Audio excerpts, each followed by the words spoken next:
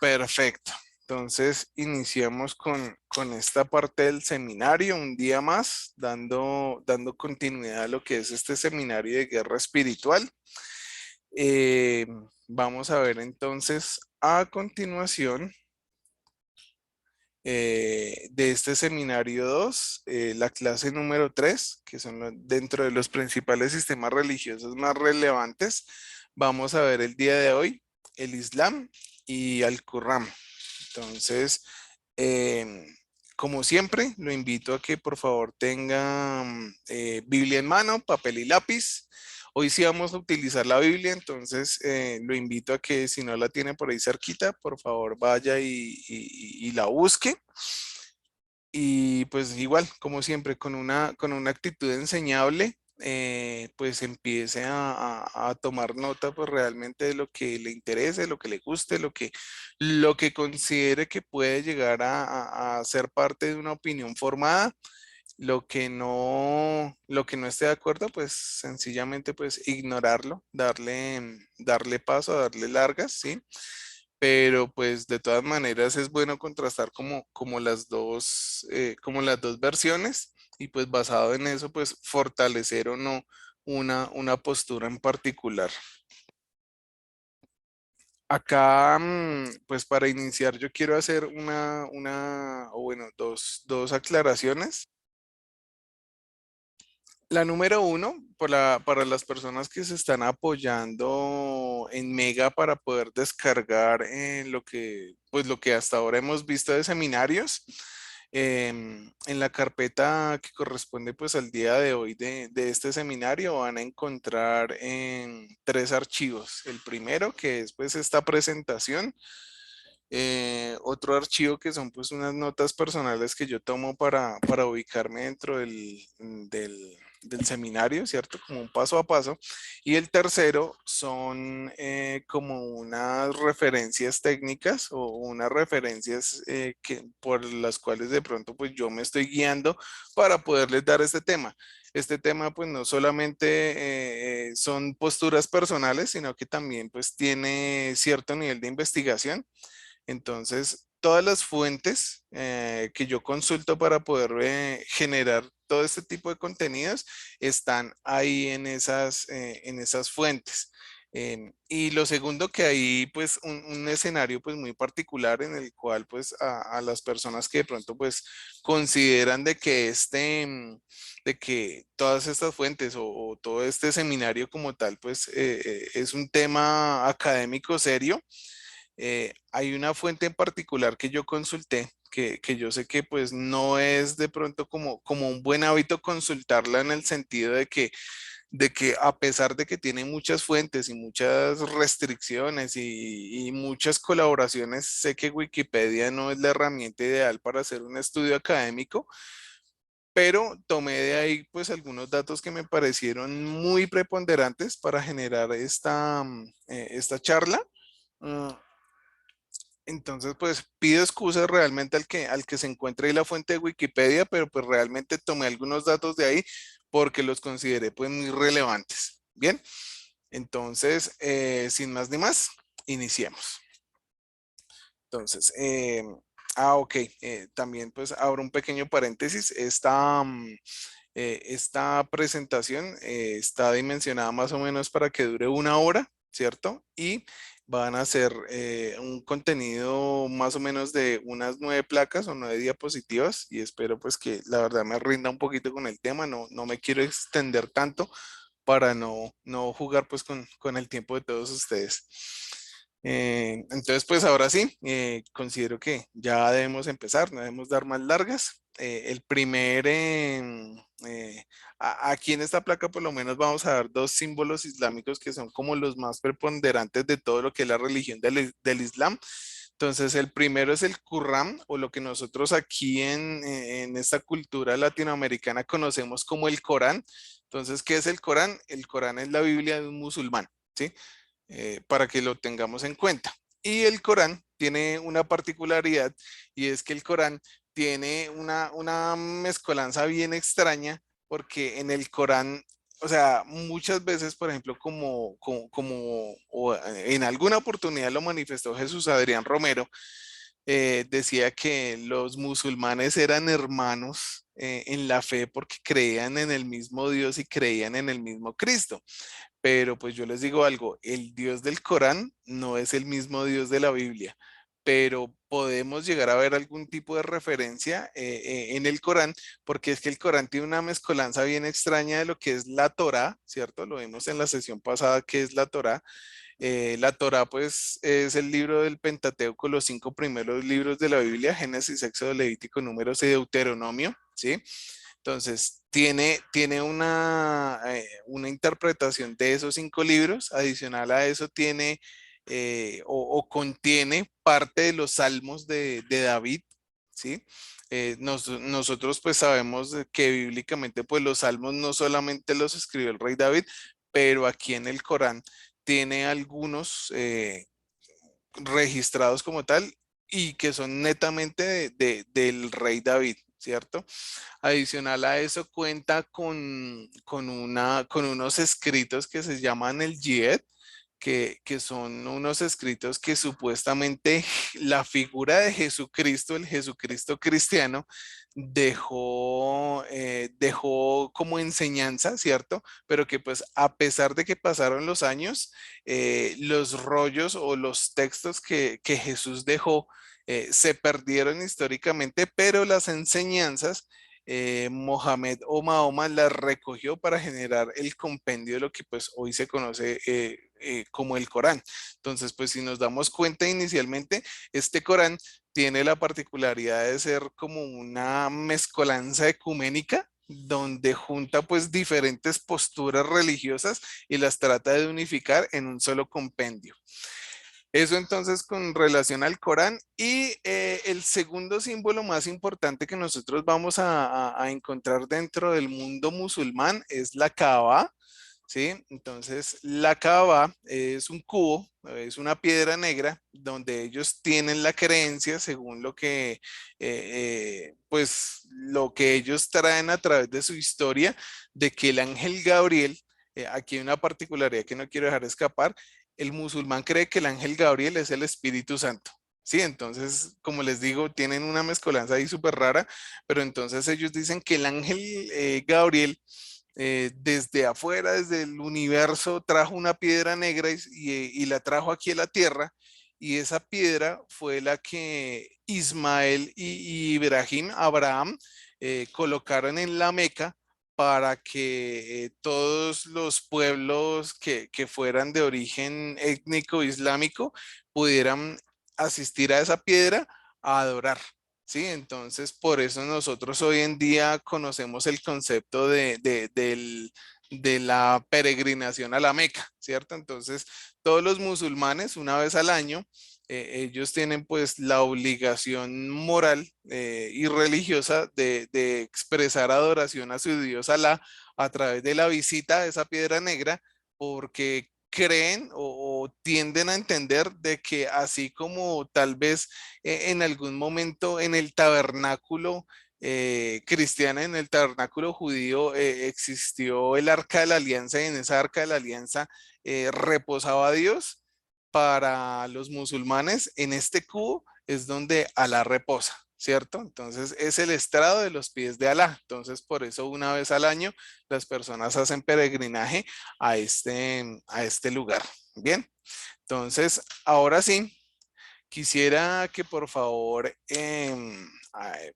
ahora sí tomen sus Biblias y vamos a ubicarnos, vamos a buscar el libro del Génesis, ¿sí? Libro del Génesis, vamos a buscar el capítulo 21, ¿sí?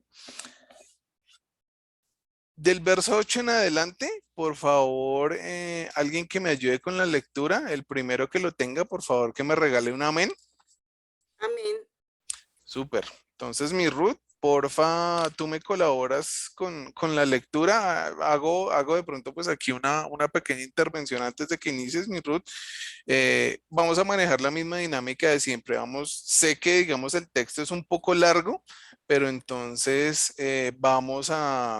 o sea, quiero que leamos todo el contexto, pues para hacernos una idea y profundizar más como en la historia. Si hay alguna o alguna particularidad que quiera decir sobre algún versículo, te voy a interrumpir, pero pues la idea es que continuemos.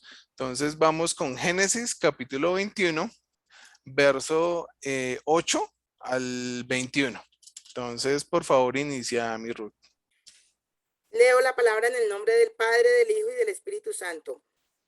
Y creció el niño y fue destetado, e hizo Abraham gran banquete el día que fue destetado Isaac. Y vio Sara que el hijo de Agar, la egipcia, el cual le había dado a luz a Abraham, se burlaba de su hijo Isaac. Por tanto dijo a Abraham: echa a esta sierva y a su hijo, porque el hijo de esta sierva no ha de heredar con Isaac mi hijo. Este dicho pareció grave en gran manera a Abraham a causa de su hijo. Entonces dijo Dios a Abraham: no te parezca grave a causa del muchacho y de tu sierva. En todo lo que te dijere Sara, oye su voz, porque en Isaac te será llamada descendencia. Y también del hijo de la sierva haré una nación, porque es tu descendiente. Entonces Abraham se levantó muy de mañana y tomó pan y un odre de agua y lo dio a Agar, poniéndolo sobre su hombro, y le entregó al muchacho y la despidió. Y ella salió y anduvo errante por el desierto de Beerseba. Y le faltó el agua del odre, y echó al muchacho debajo de un arbusto, y se fue y se sentó enfrente a distancia de un tiro de arco, porque decía: no veré cuando el muchacho muera. Y cuando ella se sentó enfrente, el muchacho alzó su voz y lloró.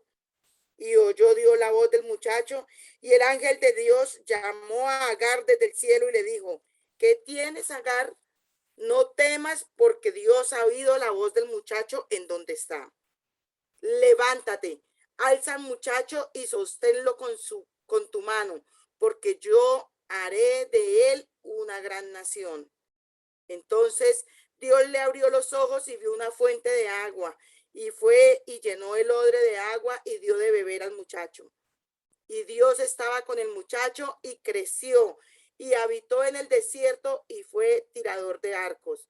Y habitó en el desierto de Param, y su madre le tomó mujer de la tierra de Egipto. Amén. Amén. Entonces, por qué hacemos este recorrido a través de esta porción del Génesis?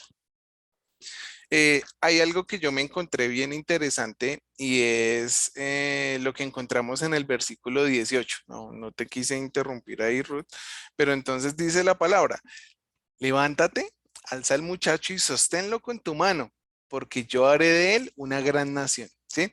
Entonces, cuando en la sesión anterior, cuando nosotros estuvimos viendo el judaísmo y demás, ¿cuándo nació el judaísmo? Pues el judaísmo, si yo antropológicamente hago el seguimiento, el judaísmo nació a partir del libro de Génesis capítulo 12 verso 2, donde, si usted recuerda, la palabra enseña de que el Señor iba a tomar a Abraham, ¿cierto? Y iba a hacer de él una nación grande.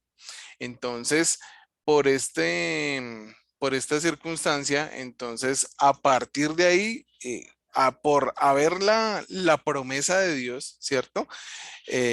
A partir de ese momento, pues el Abraham es tomado y pues ya nosotros conocemos la historia y pues que de ahí entonces ya nace como tal el pueblo hebreo y demás y pues hasta los días de hoy, ¿cierto? Pero entonces hubo una circunstancia y a esto es a lo que quiero ir. Me llamó mucho la atención de que hubo una oportunidad en la cual la mujer, ¿cierto? Si ustedes recuerdan la historia, la mujer Sara habló a su marido y le dijo: lo que pasa es que mi señor tiene mucha plata, tiene mucho oro, tiene muchas vacas, tiene muchas posesiones, pero es que usted ya está como viejito y ya se va a morir y no tiene quien lo herede, ¿cierto? Entonces, usted tiene una sierva, ¿cierto? Que se llama Agar, ¿cierto? Entonces, pues lléguese a ella, yo le doy permiso si quiere, ¿no? Y, y entonces, pues mi señor tenga descendencia. Y pues Abraham tomó la decisión de ayudarle a Dios, y en medio de esa ayuda pues nació Ismael, ¿cierto? Entonces pues fue el primer hijo de Abraham. Entonces aquí se desprendieron varios hechos. El primero fue que Dios no, o aquí Dios dijo, bueno, esta yo tengo una promesa sobre usted, ¿cierto? Yo tengo una promesa a Abraham. Yo le he dicho en varias oportunidades de que la persona que pueda contar la arena del mar va a poder contar su descendencia. La persona que pueda contar las estrellas va a poder contar su descendencia, pero usted decidió ayudarme y eso no se hace. ¿Cierto? Entonces, Abraham, todavía tengo que tratar cosas en su corazón, todavía no es tiempo de la promesa. ¿Sí? Entonces, hubo un episodio pues también muy particular, en el cual yo escuchaba a un predicador hablar acerca de toda la fortuna, de toda la promesa, de todos los beneficios que tuvo Abraham, ¿cierto?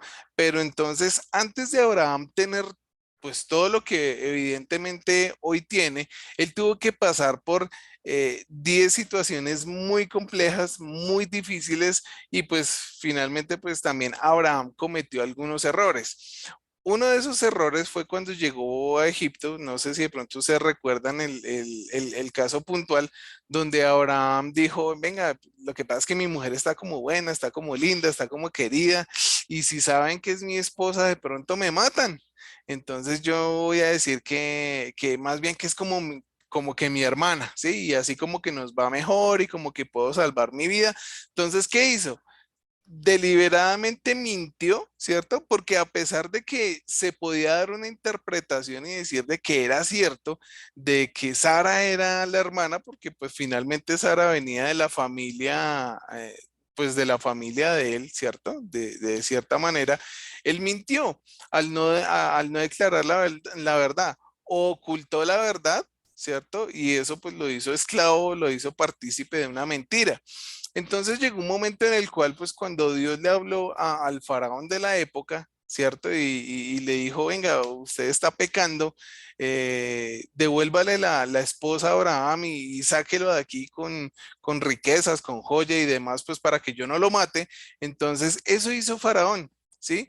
Y dentro de todo lo que le dio faraón, dice el Midrash judío, ¿sí? Que el Midrash, nosotros entendemos de que es como un compendio de comentarios bíblicos a partir de todo lo que es el Tanaj o el Antiguo Testamento. Entonces, ahí se puntualiza en la Midrash de que Agar fue como entregada por parte de Faraón a Abraham, ¿cierto? Como parte de esa compensación para que Abraham se fuera de ahí y no cayera maldición sobre la tierra de Egipto. ¿Por qué? Porque Abraham tenía fama en el sector de que Dios lo apoyaba, de que Dios le ayudaba, de que él militarmente estaba robusto y podía enfrentarse a cualquier nación y que Dios lo bendecía. Entonces, basado en eso, Faraón le da a su hija, ¿cierto? Y esa hija de Faraón se llama Agar. Entonces, ya nosotros pues aquí vemos que en el futuro, entonces, Abraham toma la mala decisión de ayudarle a Dios, ¿sí? Y pasa algo, pues de ahí pues nosotros ya entendemos que nació Ismael y, ok, aquí se acaba de sumar otra persona. Hay algo particular con la historia de Ismael.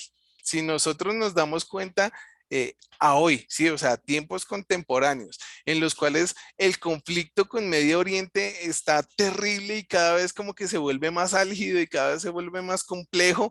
Imagínense que este tema complicado se hubiera podido evitar si el padre del judaísmo, si Abraham hubiera tomado la decisión correcta de esperar a Dios, ¿sí? O sea, si Abraham se hubiera tomado la molestia de esperar a Dios y no tratar de ayudarle, entonces primero no hubiera nacido Ismael, ¿cierto?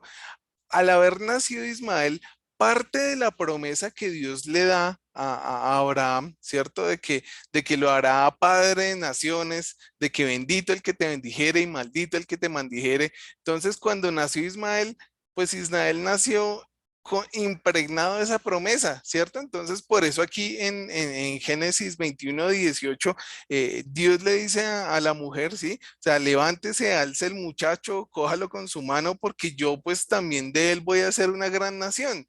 No porque lo mereciera, ¿sí? No porque fuera realmente la voluntad de Dios, sino porque Dios abrió su boca, le dio su promesa a Abraham y le dijo, de sus hijos yo voy a hacer una nación grande.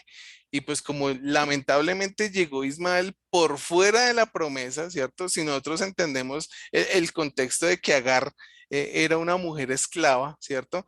Entonces, Ismael llegó a través de la esclavitud y pues ya lo que viene a partir de Isaac en adelante, pues ya son como los hijos de la promesa, donde se extiende el reino, ¿cierto? De donde pues literalmente viene el Mesías, ¿sí? Entonces, ¿esto por qué lo menciono?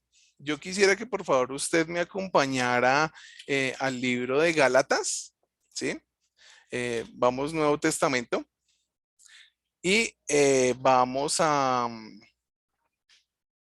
libro de Gálatas, el capítulo 4, y vamos a leer del versículo 21 al versículo 31. Entonces, alguien que me colabore, porfa, con la lectura. Gálatas 4, 21 al 31. Amén. Gálatas 4, 21 al 31. ¿Quién llega? ¿Quién llega? ¿Quién da más?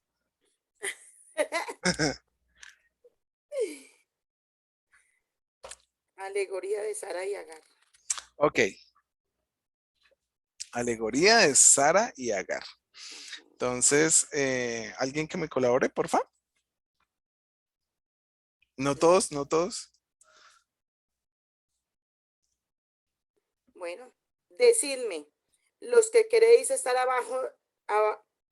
bajo la ley, ¿no habéis oído la ley? Porque está escrito que Abraham tuvo dos hijos, uno de la esclava, el otro de la libre. Pero el de la esclava nació según la carne, mas el de la libre por la promesa, lo cual es una alegoría, pues esas mujeres son los dos pactos. El uno proviene del monte de Sinaí, el cual da hijos para esclavitud. Este es Agar, porque Agar es el monte Sinaí en Arabia y corresponde a la Jerusalén actual, pues está junto con sus hijos, está en esclavitud. Mas la Jerusalén de arriba, la cual es madre de todos nosotros, es libre, porque está escrito, regocíjate, oh estéril, tú que no das a luz, prorrumpe en júbilo y clama, tú que no tienes dolores de parto, porque más son los hijos de la desolada que la que tiene marido. Así que, hermanos, nosotros como Isaac somos hijos de la promesa, pero como entonces el que había nacido según la carne perseguía al que había nacido según el espíritu, así también ahora. Mas, ¿qué dice la escritura? Echa fuera a la esclava y a su hijo, porque no heredará el hijo de la esclava con el hijo de la libre. De manera, hermanos, que no somos hijos de la esclava, sino de la libre. Amén. Amén.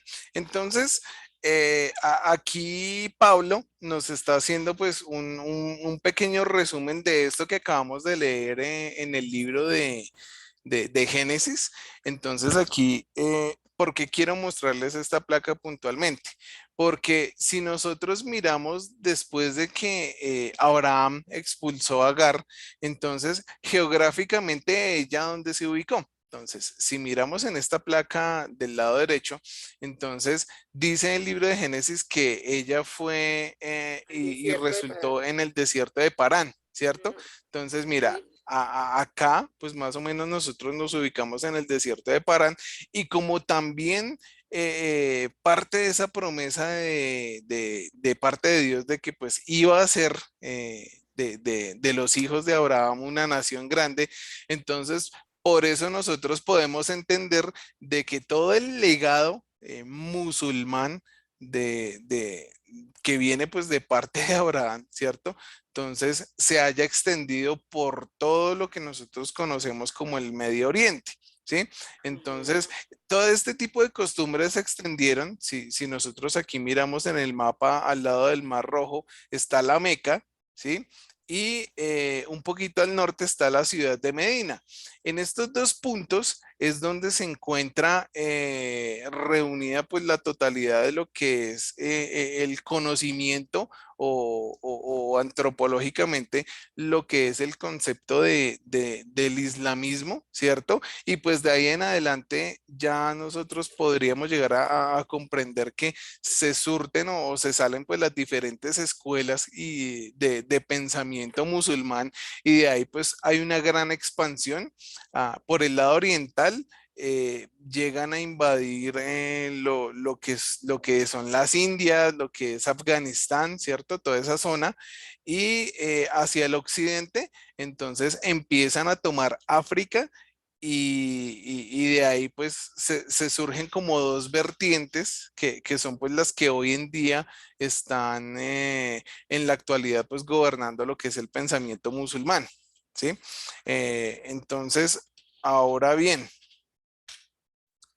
vamos a ver el inicio antropológico de lo que es el Islam, ¿cierto?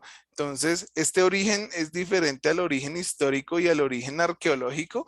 ¿Por qué? Porque si al principio nosotros estábamos mirando, ¿cierto? De dónde pues realmente venía la gente que hoy en día conocemos como el mundo musulmán.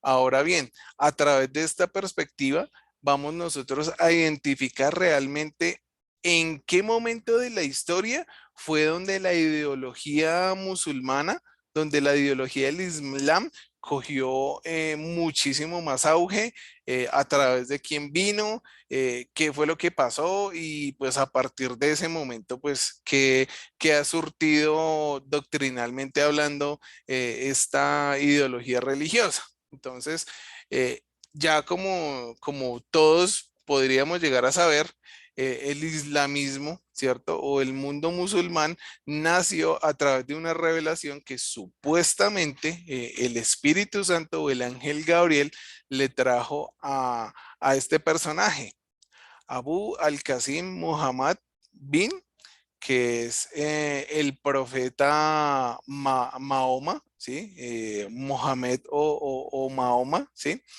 Por eso usted entenderá que de pronto, si usted conoce a alguien que haya nacido en Oriente y que tenga pues raíces musulmanas, puede llegar a tener este nombre Muhammad o Mohamed, que ambos pues significan Mahoma, traduciéndolo al español. Y si ustedes hacen de pronto pues un pequeño análisis o un pequeño estudio de cuántas personas en el mundo se llaman Mahoma, estamos invadidos en ese sentido porque después de todas las diásporas que se han suscitado a través de los conflictos en Medio Oriente con relación a estas ideologías que son muy fuertes, que son muy agresivas y pues que más adelante vamos a ver y pues vamos a entender el por qué son así de agresivas. Perdón. Pues asimismo, las personas que tenían pues este tipo de raciocinio religioso, pues invadieron pues otros lugares pues al continuar con su doctrina, llamaron a sus hijos de esta manera. De hecho, pues se establece que el nombre de Mohamed o Mahoma no es impositivo, no es obligatorio, pero forma parte de la adoración a Alá que los hijos se llamen de esta manera, ¿sí? Entonces, vamos a tener en cuenta pues también otra cosa pues con relación al Islam, y es que en el momento en el cual Mohamed nace en el siglo quinto, haciendo la transición entre el siglo quinto y el siglo sexto. Entonces, ellos cuando, o en ese lugar donde Mahoma nació, él nació en la ciudad de la Meca, ¿sí? Entonces, en esa piedra negra que vimos en el inicio de la presentación, entonces ahí normalmente, pues nosotros sabemos de que si Agar era una princesa egipcia, y pues esa zona pues realmente ha siempre tenido pues como este tipo de pensamiento politeísta donde hay muchos dioses, donde por ejemplo los Baales vienen exactamente de esa zona geográfica. En esa piedra negra, donde pues parte básicamente toda la doctrina musulmana, ahí más o menos en promedio se estima, pues según diferentes historiadores, de que se adoraba más o menos a 300 dioses, 360 dioses, perdón. Entonces, de esos 360 dioses, cuando llegó la revelación, la supuesta revelación de lo que es el Islam y lo que es el Corán, entonces ya pasó la adoración de ser politeísta a monoteísta, y se estableció pues realmente la adoración a un único Dios, en este caso puntual pues Alá.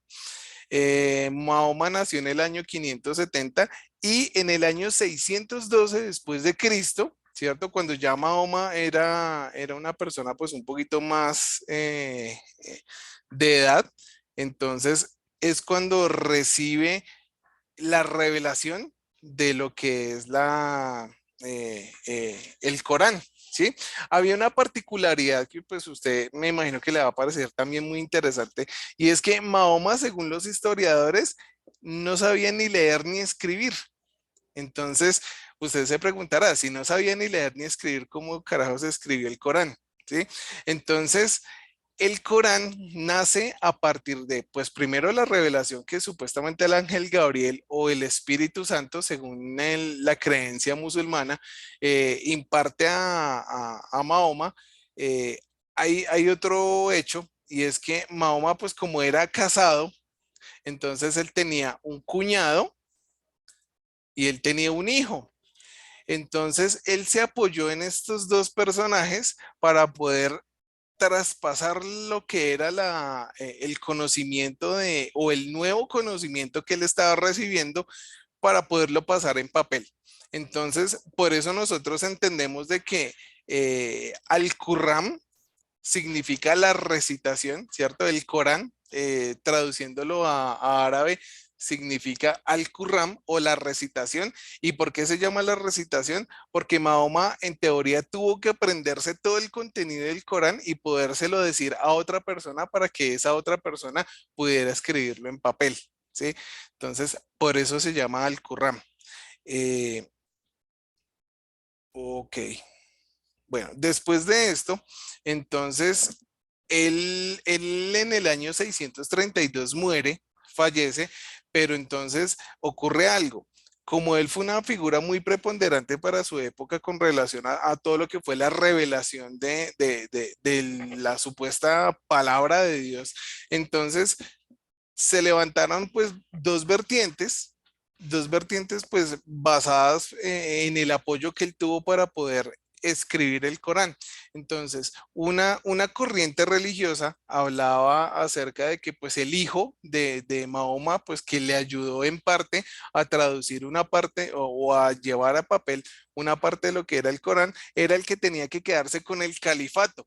¿Qué es el califato? El califato no es más que, si lo trasladamos a términos católicos, es como el papado. Entonces, en el Islam no hay papa, sino hay califato. Entonces, y el califa tiene la particularidad de que no solamente ejerce autoridad religiosa, sino que de cierta manera también ejerce autoridad política. Entonces, por eso nosotros podemos entender de que los musulmanes serían, viéndolo en el rango de la historia, serían como el segundo país o la segunda cultura, teocráticamente hablando, dispuesta a seguir a un califa o una persona que tenga el control de dos fuerzas, pues tan grandes como lo son la política y la religión, ¿no? Entonces, uno fue esta parte, ¿cierto? Que el hijo dijo, bueno, yo voy a ser el que voy a heredar esta parte, voy a ser el que me va a quedar con el califato. La otra parte la tuvo el cuñado. ¿Por qué el cuñado? Pues porque el cuñado de él era un seguidor muy fiel, era un seguidor enceguecido y totalmente asombrado de pues todas las revelaciones que Mahoma estaba teniendo. Entonces, el cuñado de Mahoma decía de que él era el que tenía que quedarse con el califato, toda vez de que él había sido pues la persona más fiel, fue la persona que más le ayudó con el tema de la transcripción del Corán. Entonces, pues él era el que tenía que quedarse con el califato. Y de esas dos vertientes nace lo que es el islamismo de Occidente y de Oriente. Se conoce lo que hoy en día se entiende como los musulmanes chiitas y los musulmanes suníes, donde los suníes vienen por parte del hijo de Mahoma y los chiitas, que son los más radicales, que son los más, en teoría, los más violentos y los que aplican algo que vamos a ver mucho más adelante que se llama la yihad o la guerra santa, vienen pues por parte del cuñado de Mahoma, ¿sí? Entonces, por eso, pues ya podríamos llegar a entender eh, a partir de qué o por qué circunstancia, pues, el pensamiento islámico es como tan controversial, ¿cierto? Porque después de estas dos corrientes hubo guerra y aún dentro de los mismos concilios musulmanes hay guerra. ¿Por qué? Porque es que los chiitas tienen la particularidad de que pues primero son muy violentos, son adoctrinados de manera pues muy violenta y ellos ni siquiera tienen paz entre ellos, ¿sí? O sea, ambos grupos creen que Alá es supuestamente el Dios más grande, por eso cuando usted me podrá entender, si de pronto pues ha escuchado alguna de las grabaciones, por ejemplo, de cuando los aviones el 11 de septiembre impactaron las Torres Gemelas, lo que encontraron o bien sea en las cajas negras o lo que se escuchó en las transmisiones de los aviones, se escucharon unos gritos que decían Allahu Akbar y ¡pum! Chocaron contra las torres. Ese Allahu Akbar, ¿qué significa para ellos? Significa Alá es el más grande de los dioses. Y estas dos vertientes que creen en el mismo Dios, pero la disputa inicial que hubo por el califato al día de hoy está generando conflictos. Tanto así que nosotros podemos ver que, por ejemplo, países como lo es Arabia Saudita, no están como muy de acuerdo con las políticas que se generan pues con relación a la región. Pues llámese la región Afganistán, llámese la región Irán, que son pues dos países muy grandes y que son netamente de pensamiento chiita, que son violentos y que pues tienen constantes problemas con lo que es Israel. Si usted mira noticias, todos los días Israel se está defendiendo o de globos que les queman sus árboles o atentados porque desde la frontera de Gaza ponen a niños de 12, 15 años con rockets apuntando a civiles judíos, ¿sí? Entonces ya podrá entender, digamos, a partir de qué momento y por qué pues se generan este tipo de conflictos de orden interno. ¿Sí?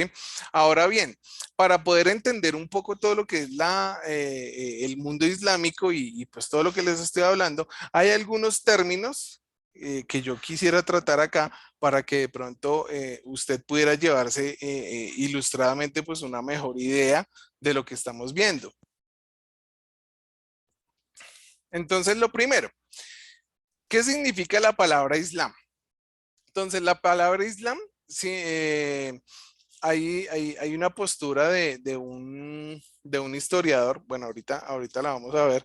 Él dice que desde el principio el término Islam se refiere a rendirse o a entregarse, ¿sí? Y el término musulmán significa rendirse a Alá, rendirse o entregarse a Alá.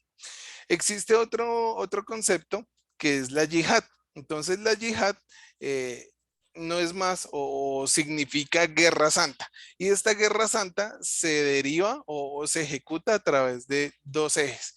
Entonces, la primera guerra santa es la que se hace a partir de lo que son acciones violentas, ¿cierto? De contender en contra de las ideologías que no son musulmanas, ¿cierto? Y más adelante pues vamos a ver el sustento académico de esto que les estoy diciendo. Y la otra yihad que se hace viene a partir de el marco teológico de los musulmanes y los 5 pilares con los cuales ellos sustentan su fe. Entonces, el primero, vemos que es Shahada. Entonces, ¿qué significa este Shahada? Lo que siempre de pronto pues puede entender usted cuando se le habla acerca del Islam, que no hay otra divinidad con derecho de ser adorado sino Alá. Y que Mahoma es su mensajero, Mahoma es su único profeta. Hay muchísimos otros profetas, pero el único que de verdad merece tanto como adoración como respeto es Mahoma. ¿Por qué? Porque pues fue finalmente Mahoma el que trajo la revelación final al mundo musulmán. ¿Sí? Entonces, ese es el primer pilar sobre los cuales se apoyan los musulmanes.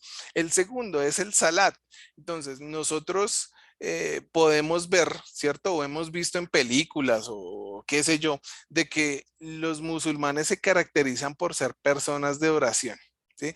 Entonces, dentro de la oración, ellos incluyen en sus rezos la confesión de pecados, la purificación del cuerpo, la purificación de su alma, la purificación de su templo, y pues tienen diferentes tipos de oraciones. Entonces, ellos oran en el día, ¿sí? Que es la oración del Fajir. eh, Hay otra oración que ellos hacen después del mediodía, que es la del Dunhur.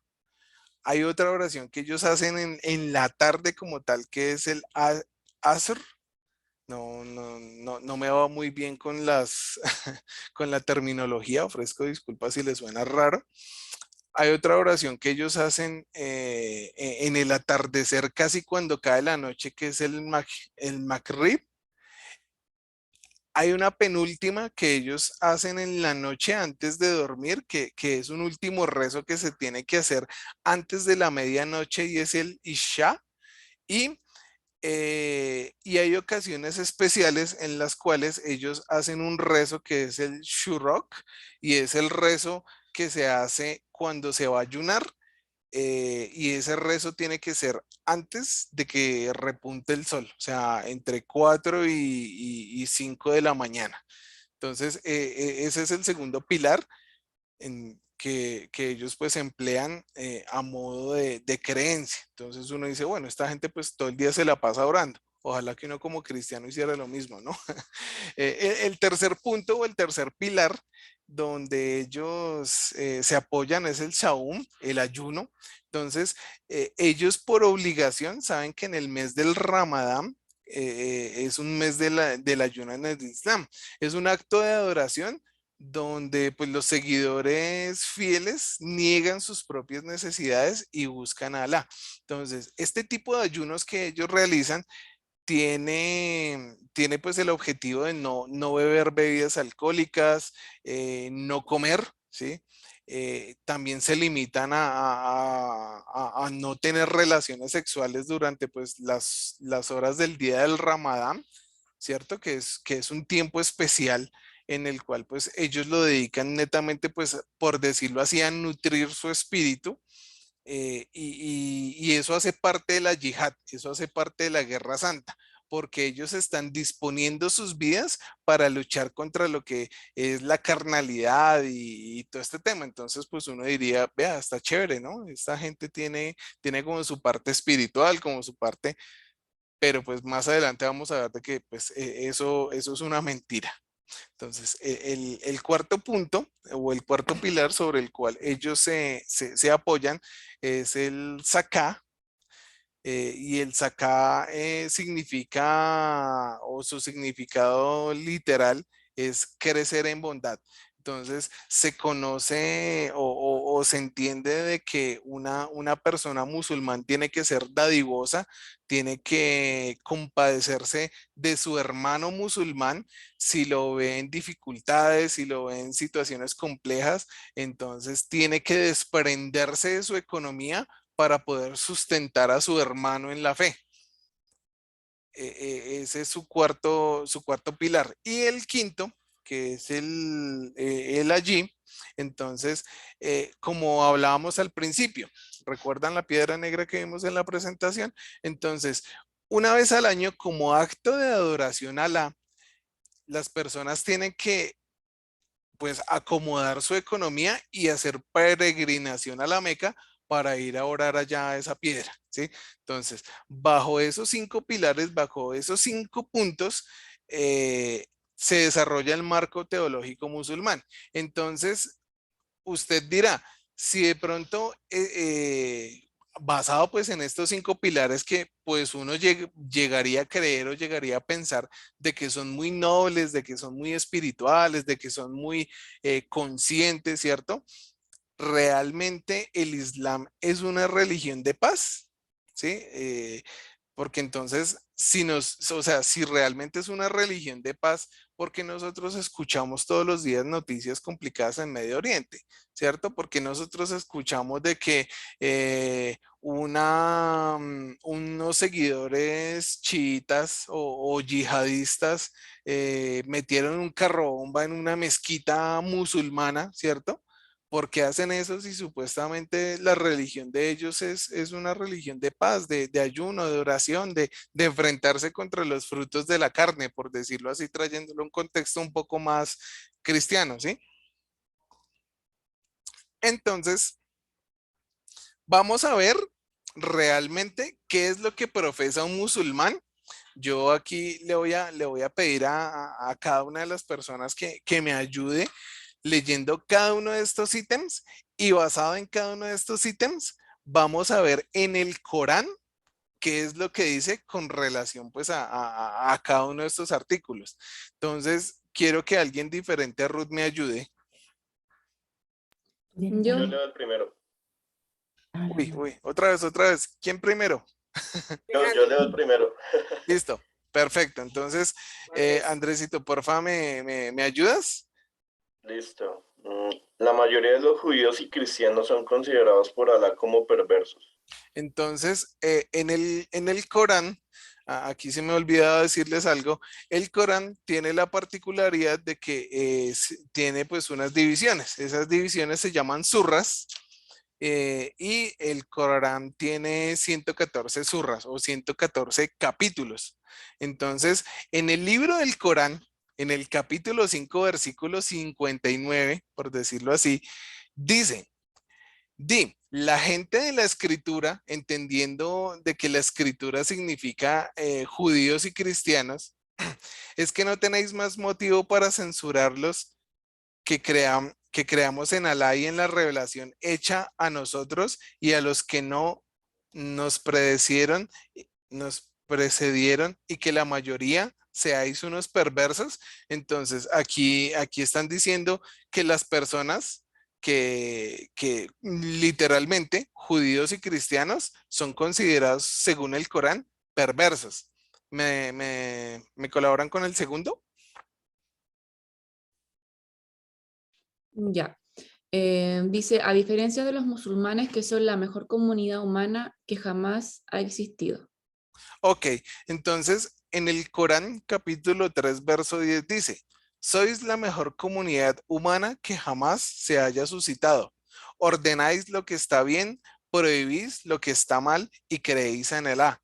Si la gente de la escritura creyera, les iría mejor. Hay entre ellos creyentes, pero la mayoría son perversos. Continuemos con el tercero.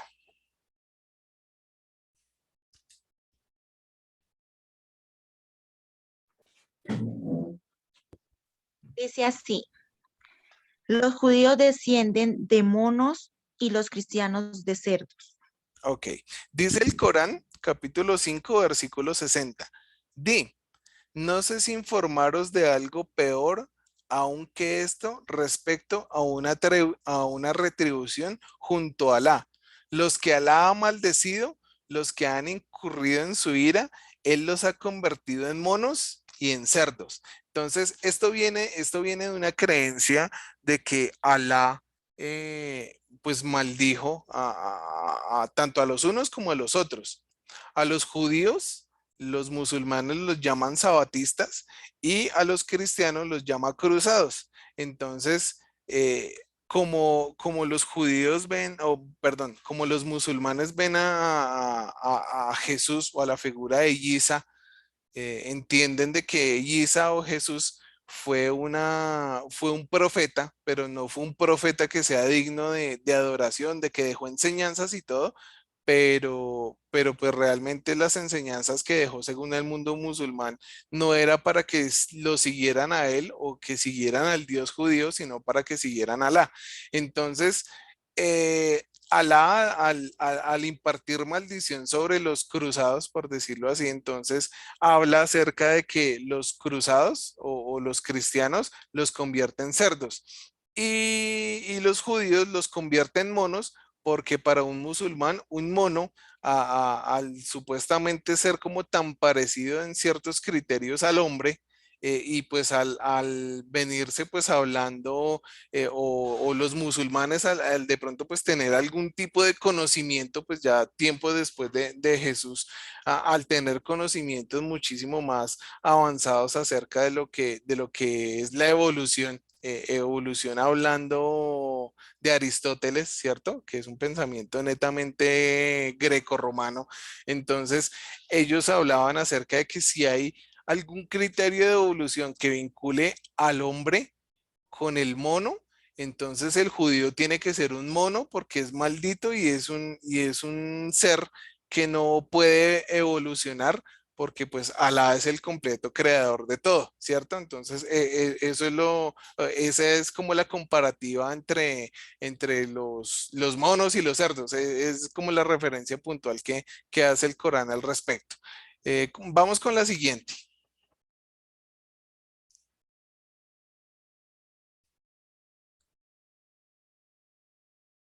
¿Quién me ayuda? ¿Ya? ¿Ahora? ¿Cuál es? Ya. Está totalmente prohibido a un creyente musulmán tener como amigos a judíos y cristianos. Ok. Entonces, ¿qué dice el Corán? Corán, capítulo 3, surra 3, verso 28. Que no tomen los creyentes como amigos a los infieles en lugar de tomar a los creyentes. Quien obre así no tendrá ninguna participación en Alá, a menos que tengáis algo que temer de ellos. Alá os advierte que tengáis cuidado con él. Alá es el fin de todo. Hay otro verso que también dice en el Corán 5:51, creyentes, no toméis como amigos a los judíos y a los cristianos, son amigos unos de otros. Quien de vosotros trae amistad con ellos, se hace uno de ellos, Alá no guía al pueblo impío. Y Corán 5:57, creyentes, no toméis como amigos a quienes, habiendo recibido la escritura antes que vosotros, toman también vuestra religión a burla y a juego, ni tampoco a los infieles. Temed a Alá si es que sois creyentes. Y en el Corán, capítulo 6, verso 116, dice, y apártate de los asociadores. ¿Quiénes son los asociadores? Los asociadores son los cristianos. ¿Por qué? Porque según el pensamiento musulmán, una figura humana por fuera de Mahoma no se le pueden agregar o no se le pueden asociar atributos de divinidad. Entonces, por eso muchas veces en algunos versículos del Corán, cuando se habla de los asociados, están hablando directamente en contra del pueblo cristiano. Continuemos. Los peores. Los peores enemigos del Islam son los judíos y los creyentes. Ya me entenderá por qué coloqué en la anterior placa, en la anterior diapositiva, una pregunta que decía, ¿es realmente el Islam una religión de paz? En el Corán capítulo 5, verso 82 dice, verás que los más hostiles a los creyentes musulmanes son los judíos y los asociadores, los cristianos por asociar a Jesús con la divinidad. ¿Ven? Continuemos. La que sigue. Aquellos que se convierten al Islam tienen que ver a sus familias, a sus familiares como impíos y combatirlos. Grave, ¿no? Corán, capítulo 9, verso 29. Combatid contra quienes, habiendo recibido la escritura, haciendo referencia a judíos y a cristianos, no creen en Alá ni en el último día, ni prohíben lo que Alá y su enviado han prohibido, ni practican la religión verdadera hasta que humillados paguen el tributo directamente. Corán capítulo 8, versículo 12. Cuando vuestro Señor inspiró a los ángeles, yo estoy con vosotros, confirmad pues que creen, infundiré terror en los corazones de quienes no crean. Cortadles el cuello, pegadles en todos los dedos. Corán capítulo 9, verso 123. Creyentes, combatid contra los infieles que tengáis cerca, que os encuentren duros. Sabed que Alá está con los que le temen. Volvamos al Corán, capítulo 25, verso 52. No obedezcáis pues a los infieles y lucha esforzadamente contra ellos por medio de él. Es que hay muchos versículos que hablan acerca de esto. Va a hablar de 2 o 3 más como para poder globalizar un poco más la idea. Corán capítulo 47, verso 4 dice, cuando sostengáis pues un encuentro con los infieles, descargad los golpes en el cuello hasta someterlos. Entonces atadlos fuertemente y luego devolvedles la libertad de gracia o mediante rescate para que cese la guerra. Es así como debéis hacer. Si Alá quisiera, se defendería de ellos, pero quiere probaros a unos por medio de otros. No dejará que se pierda las obras de los que hayan caído por Alá. Corán, capítulo 61, verso 10 y 11. Creyentes, ¿queréis que os indique un negocio que os librará de un castigo doloroso? Creed en Alá y en su enviado y combatid por Alá con vuestra hacienda y vuestras personas. Es mejor para vosotros si supierais. Profeta, combate contra los infieles y los hipócritas. Muéstrate duro con ellos. Tendrán la Gehenna por morada. Qué mal fin. La Gehenna para un musulmán es el infierno. ¿Sí? Entonces, no son tan pacíficos como supuestamente nos hacen ver eh, eh, en medio de todos sus rezos y sus ayunos y todo eso. Porque si su marco doctrinal, si su Biblia habla acerca de semejante violencia, pues, ¿qué tan pacíficos pueden llegar a ser, no? Continuemos.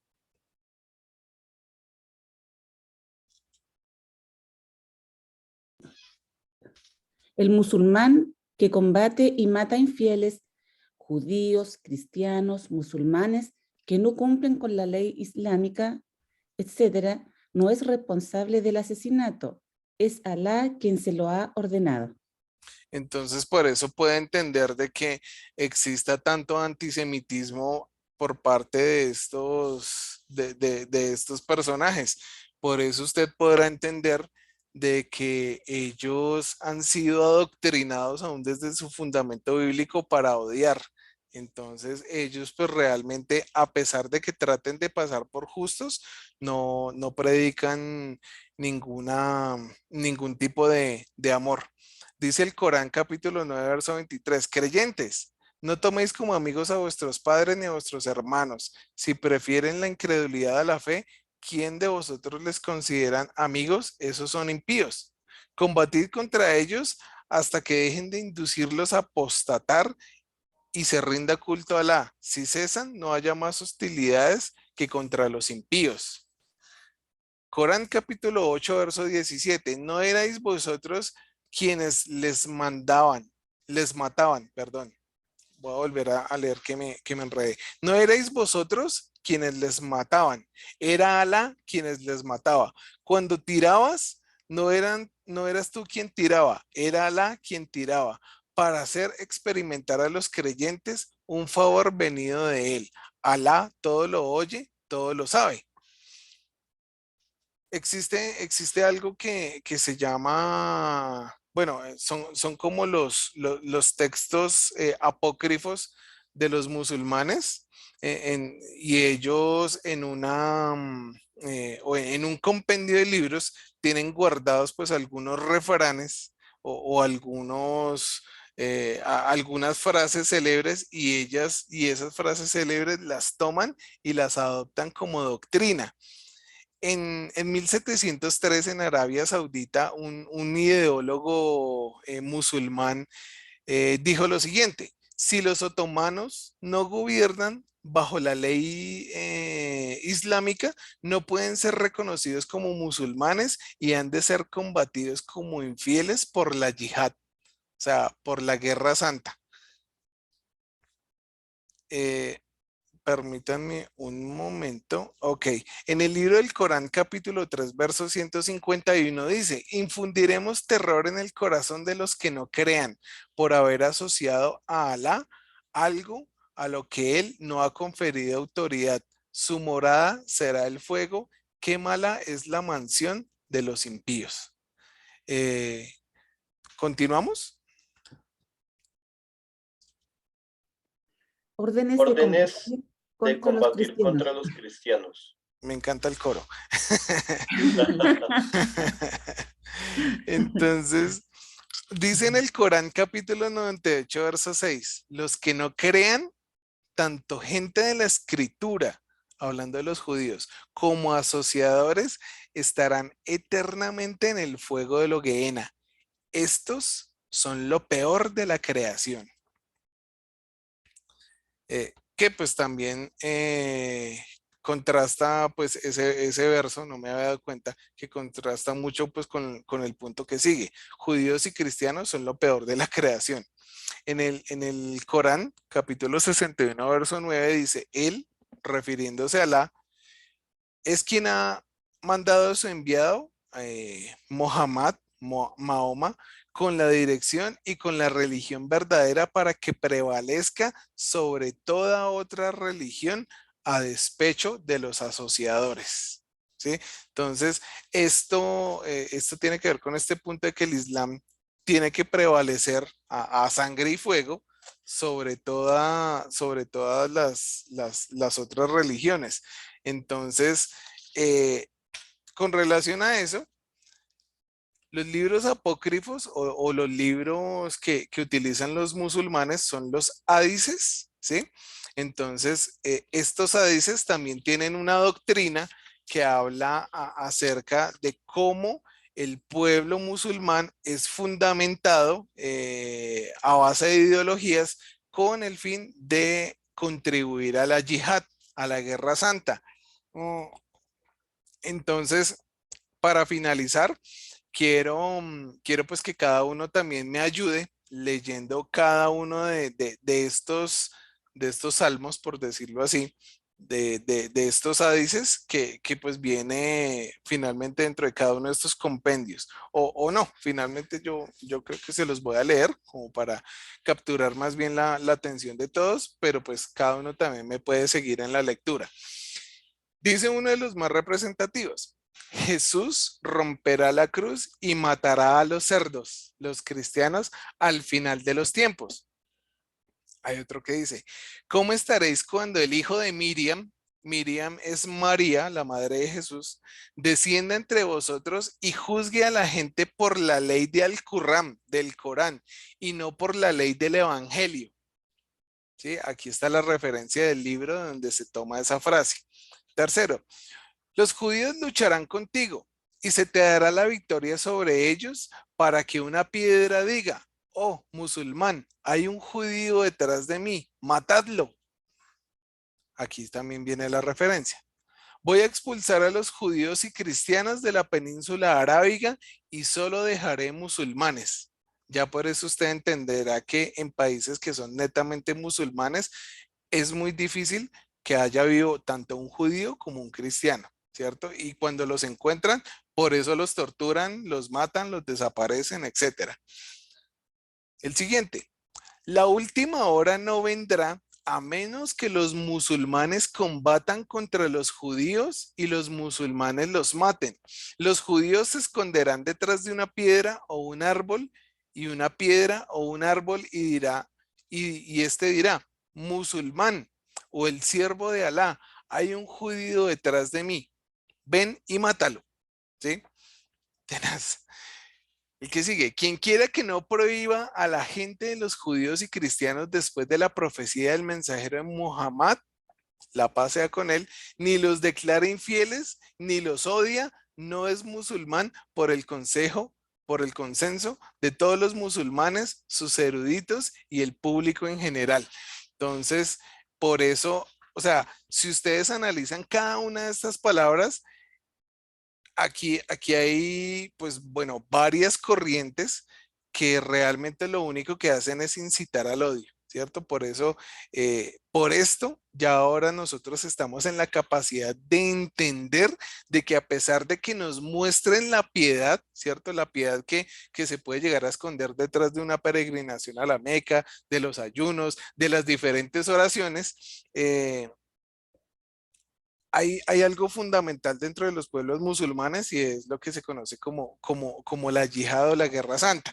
Y esta guerra santa de la que les hablaba hace poco, los musulmanes tienen dos creencias, ¿cierto? La primera es que es noble realizar la yihad baja, por decirlo así, o la yihad donde uno puede llegar a hacer el ayuno y todo lo que hablamos, ¿cierto?